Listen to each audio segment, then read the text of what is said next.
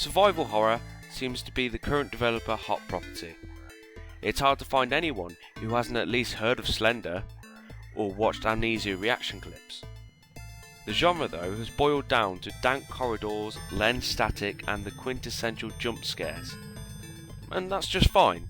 It's hard to argue that these games don't scare people out of their wits, but it all to me just seems a bit shallow and heavy-handed, lacking substance. Enter Alone in the Dark, a third-person survival horror game released in 1992, whose influence is still felt today in titles like Resident Evil and even Tomb Raider. Cut short, the plot is set in 1924 in Dosito. I don't know if I pronounced that right, you can go look it up and tell me I'm wrong, I don't really care. Dosito is a mansion in Louisiana, whose owner has just recently discovered the result of rope plus gravity. As either Edward Carnby or Emily Hartwood, you are tasked with exploring Dosito.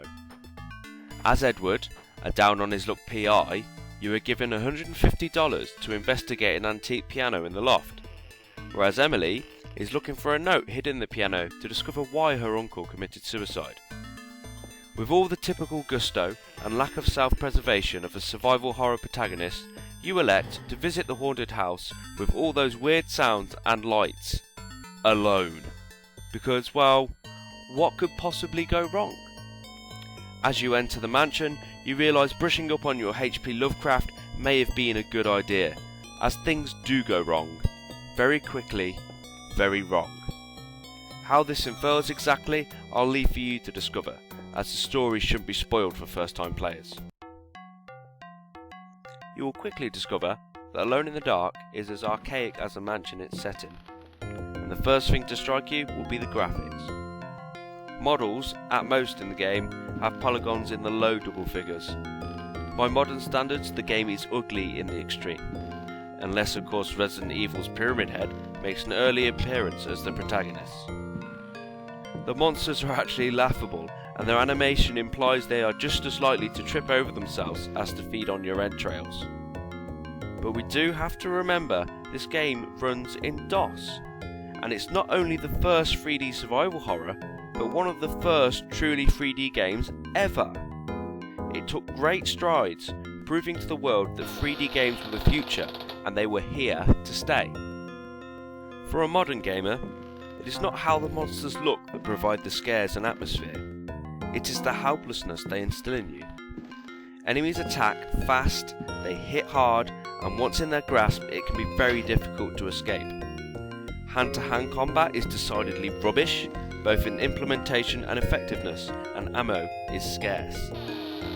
The sense that you are an ordinary person, trapped, surrounded, and over your head in the face of great evil is almost palpable.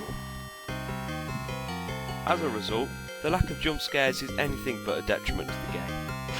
Every corner turn could reveal a beastie trying to sample your flesh, or a new trap set by the living house. This is how horror should be. Each door open is open in apprehension, not because this one might be the door that hides a jump scare, because you are actually scared for the safety of the protagonist, whose frailty is all too clear. I'm unsure whether it's a relic of game design, or a definite design choice, but the control system is clunky to say the least.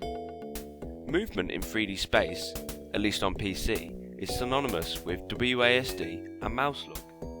But here we use up and down arrows for stepping forward and back, and direction is handled with the left and right arrows. Except left and right won't move you in that direction, rather they turn you around in that direction. This in itself takes some getting used to, especially when the camera angle changes, and it will, a lot. These controls are not mirrored, which can be disorientating. Throw into the mix, every action, including movement, is interrupted by an enemy attack, and it becomes clear why being hit once by an enemy can easily lead to a reload. Actions are carried out by holding the spacebar, and the action itself is chosen by pausing the game and then selecting the item.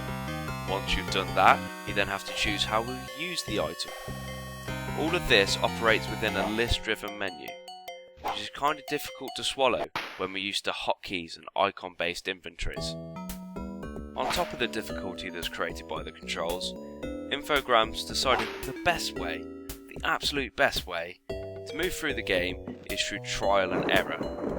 Save and reload, save and reload, save and then reload some more.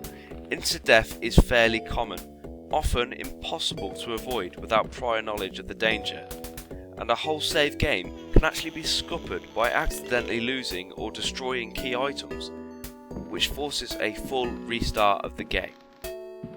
Certainly, with exceptions of course, game difficulty has decreased over time, but I'm not sure that unavoidable insta-death and destruction of key items has ever been a good design choice for linear adventure games. If, and it's a big if, you can disengage your learned gaming sensibilities and overlook the ugly graphics, Alone in the Dark is actually still an atmospheric tale of the clash of the ordinary with the Lovecraftian unreal that lies just beyond the veil of reality. Tacito is the iconic house on the haunted hill, and if you choose to explore it and look past its shortcomings, you'll find a treasure trove of great gaming moments. But the only time you'll be jumping out of your seat is in rage, not out of terrified horror.